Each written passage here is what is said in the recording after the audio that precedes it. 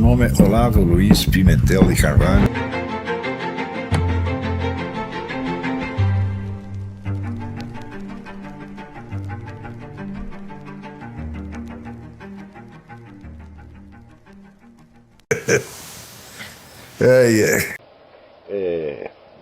Apareceu alguém conversando sobre isso e falando o negócio, não, assim, a igreja só admite a relação sexual para a reprodução.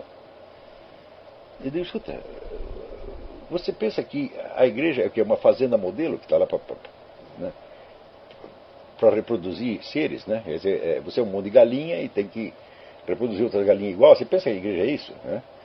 Então, daí eu lembrei, o que diz São Tomás de Aquino? Né? São Tomás de Aquino diz o seguinte, ele diz que o casamento tem 3 finalidades. Tem uma finalidade natural ou animal, tem uma finalidade humana e tem uma finalidade espiritual. A finalidade natural ou animal é a mesma que tem em todos os animais, é a reprodução. A finalidade humana é o quê? É o amor e a ajuda mútua. A afeição e a ajuda mútua. E a finalidade espiritual é a mútua santificação. Tá certo? Então, só quando atende os 3 é que o casamento está funcionando. Ora, mas você vê que as finalidades segunda e terceira, né, a terceira não depende da segunda e a segunda não depende da primeira. E a segunda e a terceira juntas também não dependem da primeira.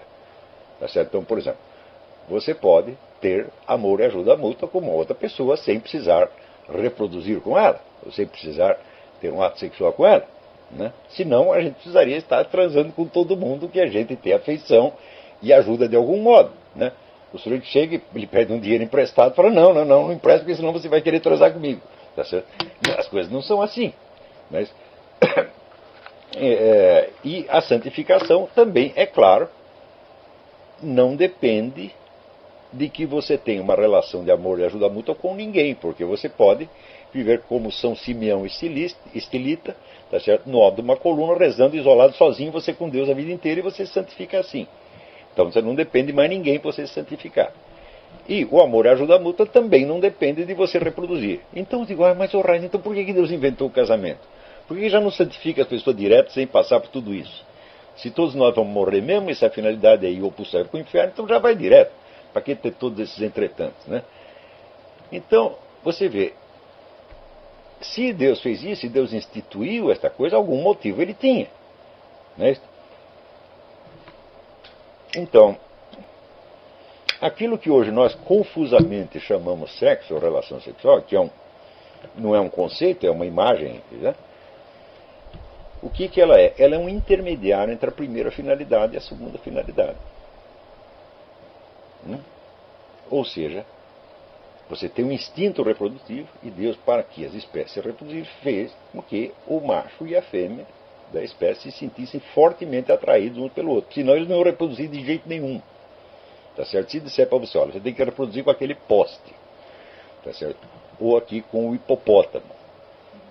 Fala, bom, pode ser que Deus queira que eu faça isso, mas eu não vou fazer de boa vontade. Né?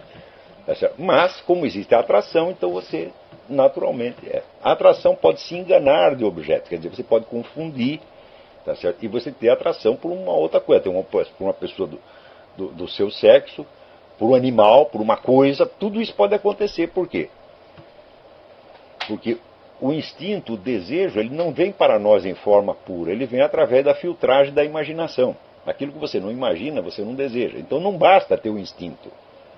Não é isso? Então, às vezes, você vê, até o animal se engana. Nunca um cachorro subiu no seu joelho pensando que era um traseiro de cadela? Os meus cachorros várias vezes fizeram isso. Eu digo, olha, meu filho, é um equívoco, é? Então, quando você vê essa coisa, por exemplo, homossexualismo, esse negócio tudo, okay, é um equívoco de objeto. A gente sente uma coisa por um objeto que não é apropriado aqui. Pode acontecer, tá certo? Mas existe esse instinto. Mas esse instinto em forma pura, tá certo? Ele se satisfaz, tá certo? Com o mero ato sexual. E vai em frente. Tá certo? É isso que nós chamamos de sexo, de amor hoje em dia. Fala, claro que não, precisa ter um algo a mais. Não é isso? Então, aí entra então a finalidade propriamente humana. Quer dizer, é próprio do ser humano que eles se amem uns aos outros. O amor ao próximo é a base da sociedade humana. Né? Então, Não adianta nada vir esses teóricos dizer que o que vale é a violência, etc. Tudo isso é besteira, mas é besteira. Thomas Hobbes, para mim, é um cretino, Conrad Lorenz estava dormindo, está entendendo? E quem está certo é Santo Agostinho, quer dizer, a base da sociedade humana, e São Paulo apóstolo. Quer dizer, a base da sociedade humana é o amor ao próximo. Isto pode falhar e pode tomar expressão inversa, mas a base continua sendo essa. Quer dizer que se os seres humanos, se o ódio entre os seres humanos predominasse, em vez do amor, eles não construiriam as cidades, a sociedade seria impossível, tá certo? E Thomas Hobbes, que a natureza é assim, a guerra de todos contra todos. Eu digo, então, isso quer dizer que eles só se associariam, só se juntariam, se fossem forçados a isso por uma força externa, mas de fato não é assim. Né? Você vê, crianças já se aproximam umas das outras naturalmente. Uma criança, quando vê outra criança, fica contente, pode ser qualquer um. Agora vamos brincar, vamos fazer alguma coisa junto. Né? Assim, quer dizer, este impulso que leva os seres humanos a se aproximar uns dos outros é universal e é a coisa mais poderosa que existe. Né? Então, o fator, a violência, o mal, a criminalidade tem que ser explicado a partir dessa base e não ser tomado como se ele fosse um princípio, como faz Thomas Hobbes. Né? Então, isso quer dizer que o impulso do amor, da afeição, da ajuda mútua é diferente do impulso reprodutivo. Mas o que nós chamamos de relação sexual hoje em dia não é nem só um impulso reprodutivo e nem só o amor ao próximo. É um mezzo a mezzo. É uma zona indeterminada entre os dois. Tá certo? Só que não existe, vamos dizer, nas discussões públicas, não existe clareza. As pessoas acreditam que existe um treco chamado impulso sexual. Eu falo, não existe. O que existe é o impulso da reprodução e o impulso do amor ao próximo. Que eles se dosando e misturando, tá certo? Em dosagens diferentes, produzem isto que nós equivocamente chamamos de impulso sexual. Mas quando você vai ver, fala, olha, não é possível você explicar, vamos dizer, aquela mistura, quer dizer, de desejo e afeição que leva você, por exemplo, a casar com uma pessoa, querer passar o resto da sua vida com ela. Não dá para você explicar nem por uma dessas motivações e nem pela outra. Quer dizer, você tem duas, de fato, duas motivações agindo juntas. E elas são tão diferentes que você pode ter um desejo sexual por uma pessoa que você odeia e despreza. E que você quer ver pelas costas tão logo terminou o ato sexual. Isso não é possível? Claro que é possível. O mundo está cheio disso. Então ali o indivíduo, vamos dizer, ele é manipulado pela natureza, ele é enganado pela natureza. A natureza o induz a fazer algo que ele conscientemente não quer fazer, despreza. Né? Mas quando entra o instinto do amor ao próximo, Liput Zonde, que era um sábio, ele claramente distinguia essas duas coisas. Ele chamava o primeiro impulso sexo e o segundo impulso de contato. Dê o nome que quiser, contato, amor ao próximo, etc, etc. Então, ora, se Deus quis que esses três... E, por outro lado, o impulso da santificação, o impulso de ir até Deus, também existe. Isso é universal no ser humano. Né? Você vê isso em toda a civilização. Não tem uma civilização que não se interesse por Deus. Não tem uma civilização agnóstica. Fala, não quero saber. Né?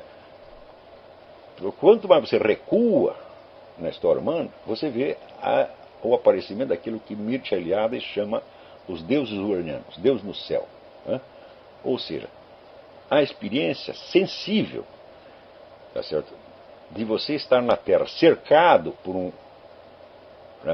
um céu imenso que você não sabe onde termina, tá certo? E que é constituído apenas de translucidez, não há nada lá, você tem as estrelas soltinhas, mas a maior parte do espaço está, por assim dizer, está vazio, mas não está vazio também ao mesmo tempo, é um vazio cheio. Então isso levou instintivamente todas as sociedades humanas a conceberem a ideia de Deus no céu, desde o início. Então, essa ideia faz parte da experiência direta que o ser humano tem da realidade. Quer dizer, além da presença do universo físico, tá certo? Existe diretamente na própria experiência a insinuação da transcendência, de algo que vai além do além do além do além do além. Isso faz parte da estrutura da realidade e todo mundo experimentou. Sobre isto, o Eric Wegener escreveu páginas definitivas. Quer dizer, a antevisão da transcendência faz parte da experiência básica do ser humano na Terra. Tá certo? E quem não tem é porque está gravemente lesado, mas todo mundo tem. Pode esquecer depois. Ora, se Deus quis juntar esses três impulsos diferentes, é porque Ele quer salvar algo além da nossa alma. Ou seja, a recordação do universo físico. Quer dizer, você leva consigo a recordação da experiência que você teve no universo físico. E isso é santificado através de você. Você está entendendo? Então, é por isso que Deus não estabeleceu o celibato universal, né, como queriam, né, os cátaros. Se é para santificar, então não casa logo. Vai todo mundo para o céu direto, pronto, a última geração. Tá certo? Por que Deus quis isso? Ele quis que a experiência nossa na Terra valesse algo. Então a nossa experiência do universo físico, a nossa experiência da história, a recordação de tudo que nós herdamos das gerações passadas, tudo isso de alguma maneira é levado, né, conosco.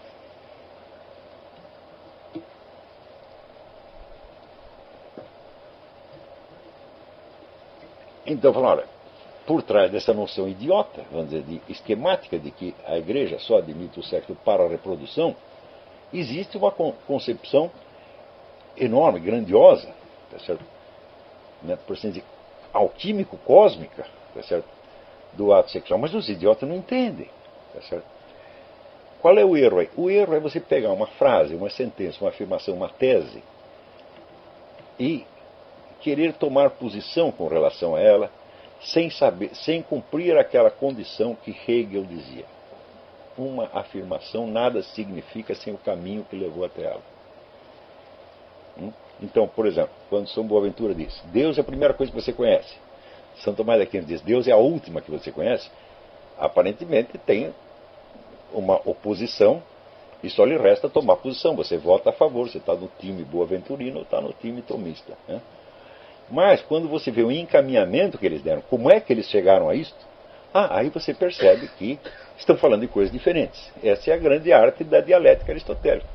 Quer dizer, você saber lidar com as contradições e saber em que medida são efetivamente contradições formais e em que medida são contradições acidentais ou até aparentes. Né?